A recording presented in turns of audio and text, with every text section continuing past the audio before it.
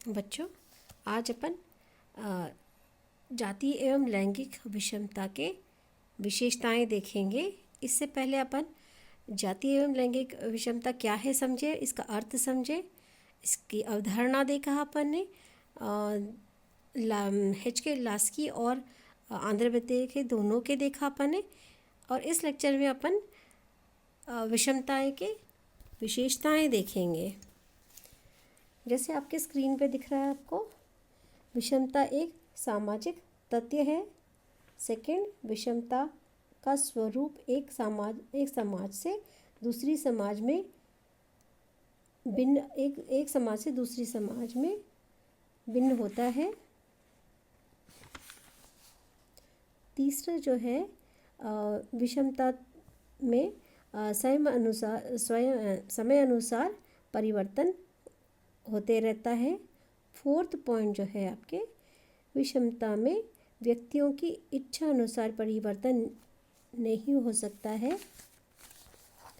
Fifth point है, एक समय में विषमता के कई पहलू साथ साथ रह सकते हैं।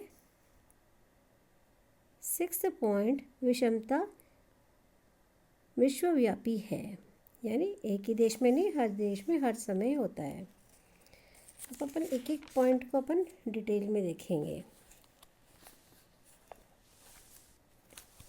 फर्स्ट पॉइंट देखेंगे अपन, विषमता एक सामाजिक तथ्य है।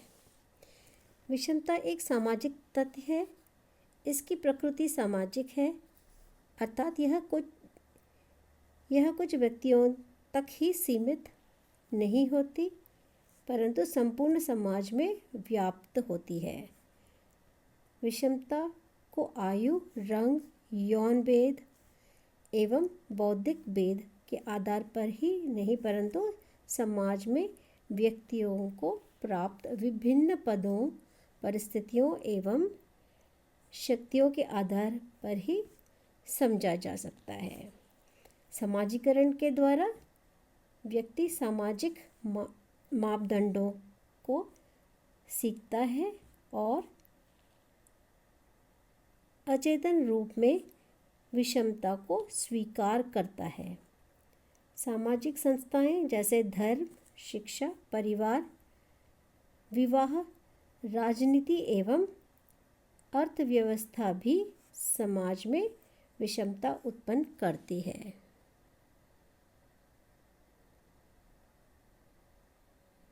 अभी अपन सेकेंड पॉइंट लेते हैं। विषमता का स्वरूप एक समाज से दूसरी समाज में भिन्न होते हैं। विश्व के सभी समाजों और सभी कालों में विषमता का समान स्वरूप नहीं रहा है, परंतु देश एवं काल के अनुसार इसके अनेक स्वरूप देख सकते हैं। मध्य युग में दास एवं स्वामी विषमता के दो प्रमुख स्वरूप रहे हैं। अफ्रीका का एवं अमेरिका में प्रजाति भेदभाव का लंबे समय से प्रचलन रहा है। भारत में जाति के आधार पर अपन ने देखा चैप्टर के आगे में, भारत में जाति के आधार पर तो पश्चिम देशों में वर्ग के आधार पर विषमता प्राप्त है। नेक्स्ट थर्ड पॉइंट देखेंगे अपन, विषमता में समय अनुसार परिवर्तन होते रहता है। विषमता यानी इनइक्वालिटी, विषमता में स्थिरता नहीं पाई जाती है, परंतु समय के साथ साथ इसमें भी परिवर्तन आता है। आज भारतीय जाति व्यवस्था वैसे नहीं है जैसे वह वैदिक युग में, मध्य युग में या अंग्रेज़ों के समय में था। अब फोर्थ पॉइंट लेंगे अपन, विषमता में व्यक्तियों की इच्छा अनुसार परिवर्तन नहीं हो सकता है, क्योंकि विषमता एक सामाजिक तथ्य है। इसकी उत्पत्ति सामूहिक अनुभवों के कारण होती है, अतः जो अनुभवों में परिवर्तन होगा, विषमता के स्वरूपों में भी परिवर्तन की संभावनाएं होंगी। 5th पॉइंट है, एक समय में विषमता के कई पहलू साथ साथ रह सकते हैं। सामाजिक विषमता के कई पहलू हैं। इसकी संख्या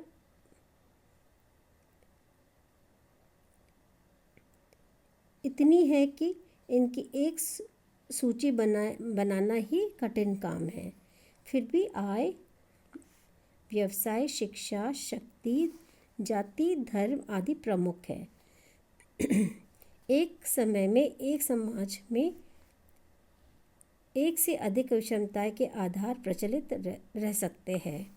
उदाहरण के लिए भारत में ही हम जाति, लिंग, व्यवसाय, वर्ग, पद, शिक्षा और राजनीति के आधार पर सामाजिक विषमता का प्रचलन व्यवहारिक रूप से देख सकते हैं। इसमें 6th पॉइंट है, लास्ट पॉइंट है जो अपन अभी ले रहे। विषमता विश्वव्यापी है। दुनिया का कोई भी समाज ऐसा नहीं है जहाँ किसी न किसी आधार पर विषमता न पाई जाती हो। मार्क्स का मत है, मार्क्स समाजशास्त्री है, मार्क्स का मत है कि प्राचीन समय में आदिकालीन वर्गहीन समाज व्यवस्था में थी, वर्गहीन व्यवस्था में थी और आने वाले व्यवस्था समाजवादी या साम्यवादी वर्गहीन समाज के रूप में होगी।